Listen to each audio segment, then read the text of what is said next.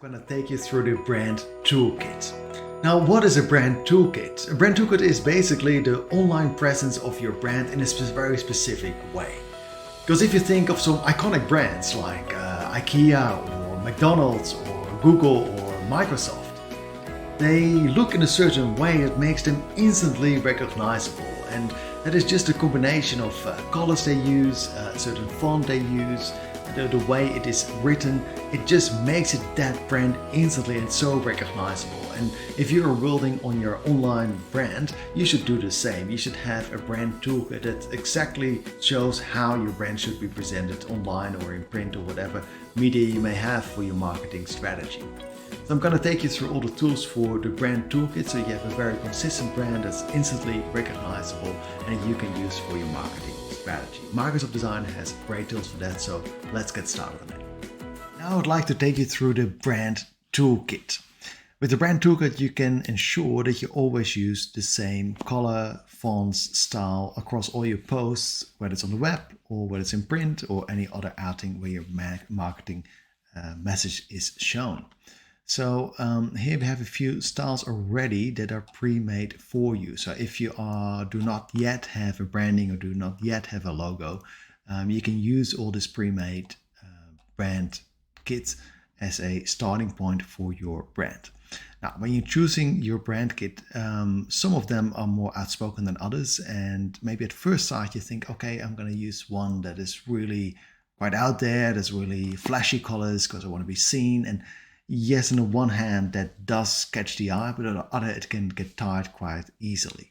So I would recommend to have more subtle colors, more softer colors like bluish, yellowish, gray kind of tone with maybe one or two sparkling colors like a red or a strong pink or a darker color, because that is easier on the eye and it's something that people are more comfortable with to watch.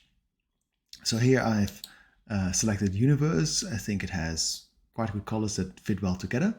And what I like about it is, like, if I create my designs, I can always start off here. Like you can shuffle the colors if you want to start with a different background.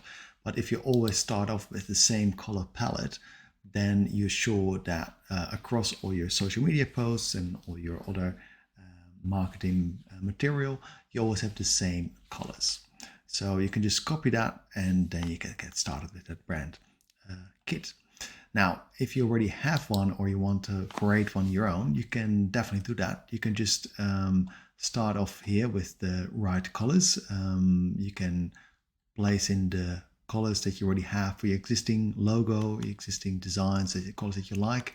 You'd have at least 3 colors, because if you, 2 is just too little, it's just recognizable.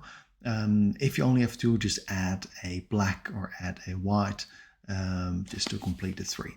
So you can keep on adding different colors here, and according to the logo that you already have, or if you do not have a logo, I'll show you in a moment how to create one.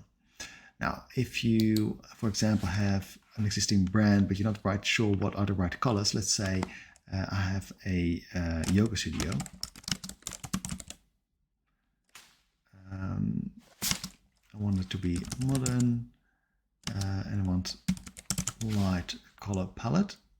And now it is going to use AI for me to create my brand toolkit that is relevant for my brand. So now it came up with this color palette that would work well for a yoga studio.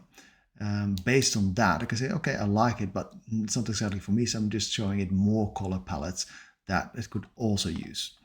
That is just based on one search. Like, getting your brand toolkit right is very important because you're trying to keep it forever. So you may want to play around with it a little bit, see what works out for you. Let's say I have a dog grooming business instead. And now it's going to generate a color palette that is right for a dog grooming business. Now, I'm not entirely sure about the yellow. I mean, it is playful, that makes sense.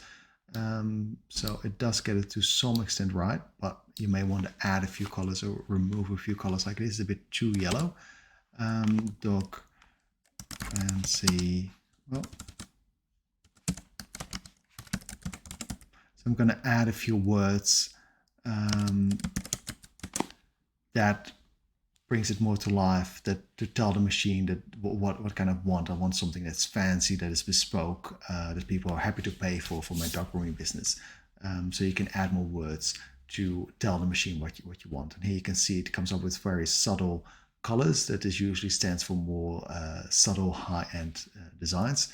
Let's say I don't like a color. Let's say I don't like that yellow. I'm just gonna remove that, and we're just gonna add a different color that I think, I don't want it purple. I want, let's say I want a green as my brand toolkit. Maybe I want to start off with this. Maybe the green is a bit too much. You can move it here, or you can just say, okay, I want a darker color green here. Like green is more for outdoors, dogs playing outside, something like that. I'm just making it up for now. Click next, and then that will become my brand kit.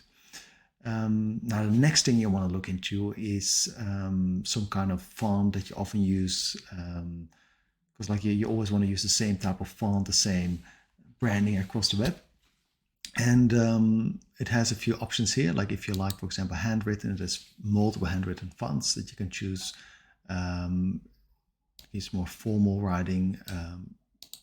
In general, I would recommend to have a font that is very legible, very easy to read. Handwritten is fun and it does catch attention, but it's also it's hard to read, or it gets a bit dated or a little bit boring, I'd almost say, after a while. So you want to have an easy to read font, and just select which ones will work well.